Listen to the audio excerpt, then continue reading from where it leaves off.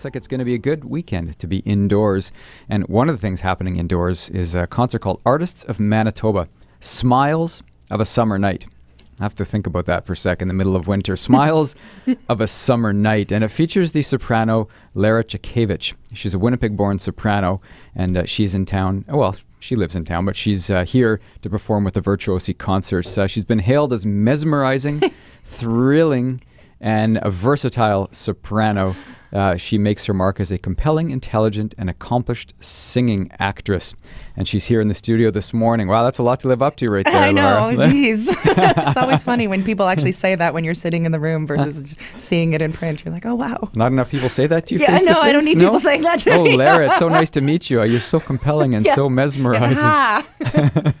Well, it's lovely to meet you. This is the first time Likewise. we've met, and welcome to Indeed. our studios here. So, Great to be here. tell us a bit about yourself. Tell us about your background. I know you're from Winnipeg. You haven't lived here your whole life.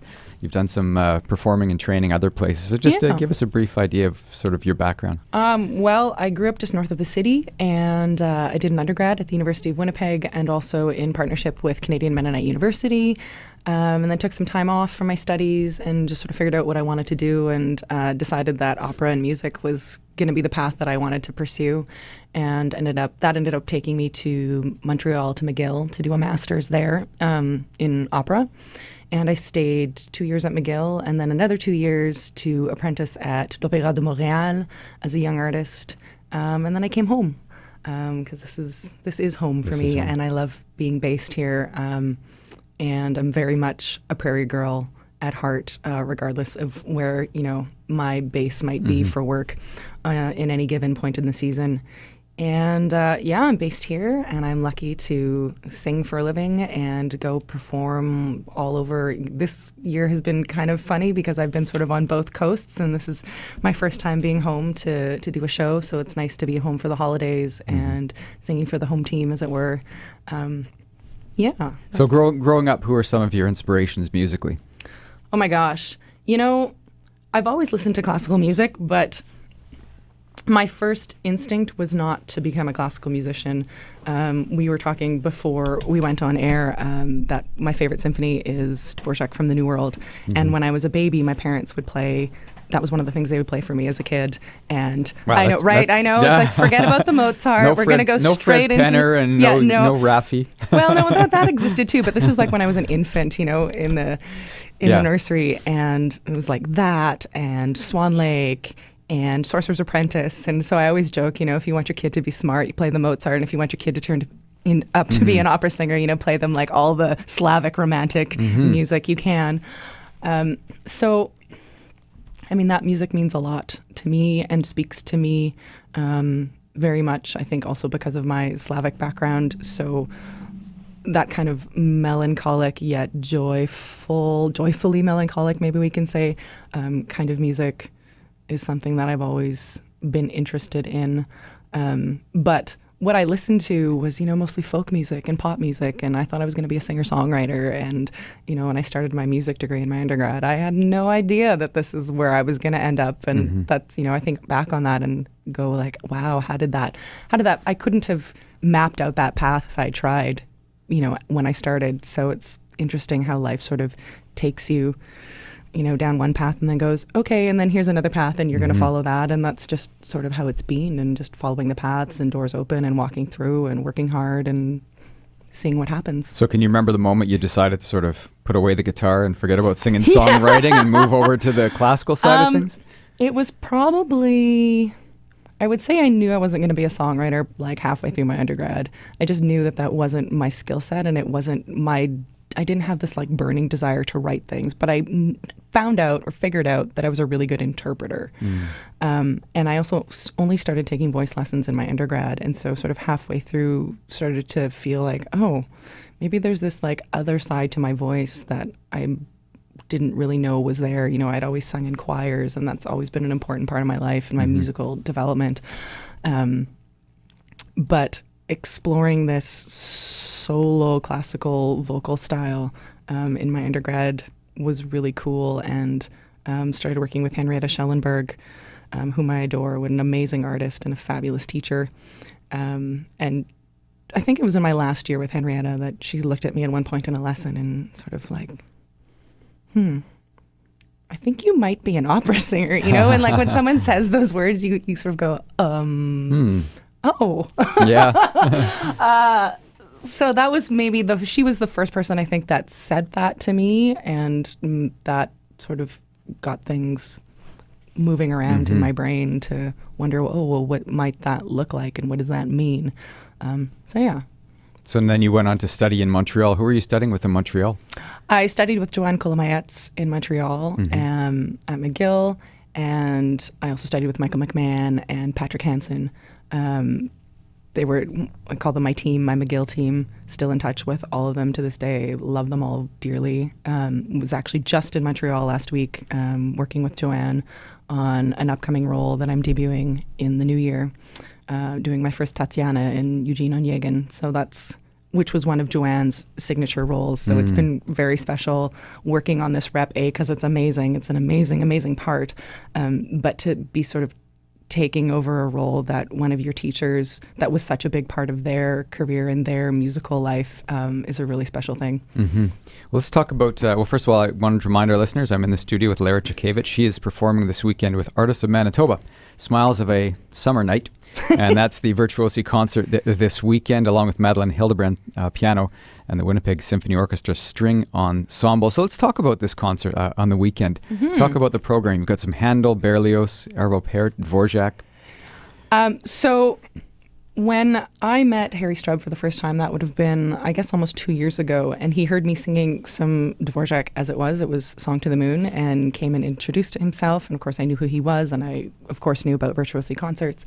And he said, have you ever sung Berlioz' Les Nuits d'été? And I said, well, no, I haven't. I mean, of course, I know the work, but it's never been something that I've learned. And he was like, I have a proposition for you, and we started talking. And so Harry offered me, this concert. He said, I'd really like you to do Les Nuits d'été, and I have this cool arrangement for soprano and string quartet.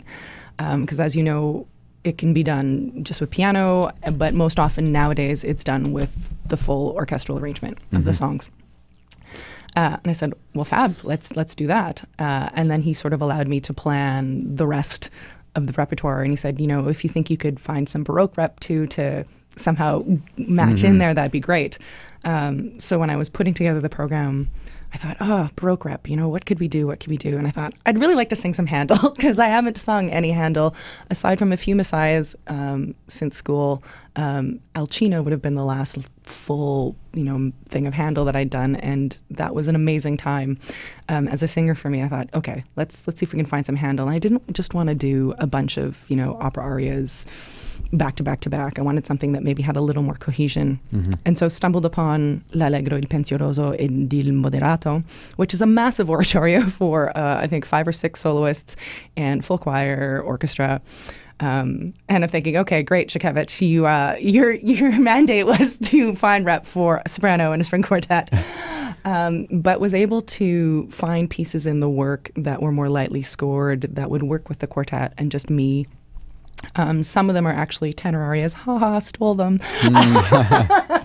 But they work, and found a way to put all the text together that made sense and that made sense musically, and I think will give the audience this really cool little taste of what the whole piece is about. And essentially it's mostly Milton's poetry, at least the first 2 parts, L'Allegro and Il Moderato, and then, Il Pensieroso, and then Il Moderato was written as sort of a companion piece to pull together the 2 opposing sides of the joyful one and the more thoughtful one. And you'll still see both of those sides and the tension of, a life of pleasure versus a life of more, restraint, and then maybe the happy ground in between and what that means. And I think Handel has this really fun way of showing that in the music. And then a little bit of Dvorak at the end for me on the opera side of things, because I'm, most often singing opera these days. And then we're also going to feature 3 of the quartet in Dvorak's Terzetto, which is a fabulous little nugget of music. So. Sounds like a wonderful concert. I'm really excited. Yeah. We have our first rehearsal in about an hour and a half, so Okay. I can't wait to see everybody. And it's just, they're such a fabulous group of musicians. And, every time I get to work with them, whether it's, I don't think I've ever worked with them as a quartet, but certainly worked with all of them, in the orchestra. in the symphony setting. It's truly a privilege, and we are so lucky in this city to have musicians of that caliber here and an orchestra of that caliber here. Truly, truly lucky.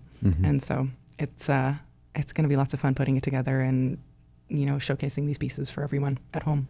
Thank you. That's this weekend. That's the Virtuosi Concerts called Artists of Manitoba, Smiles of a Summer Night, with Lara Ciekiewicz and the Winnipeg Symphony Orchestra String Ensemble and Madeline Hildebrand on the piano. Takes place Saturday, December 9th, 7:30. That's this weekend. And then Sunday at 3 o'clock as well. Virtuosi.mb.ca is where to get more information and tickets. So I think I wanted you to set up this work here because we chose one of the works that you're going to be singing. We did.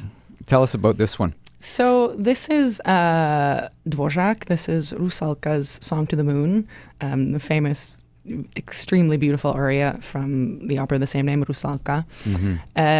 In it, Rusalka is pining for the prince whom she loves but has never met. At least she's seen him but hasn't spoken to him because they're from two different worlds.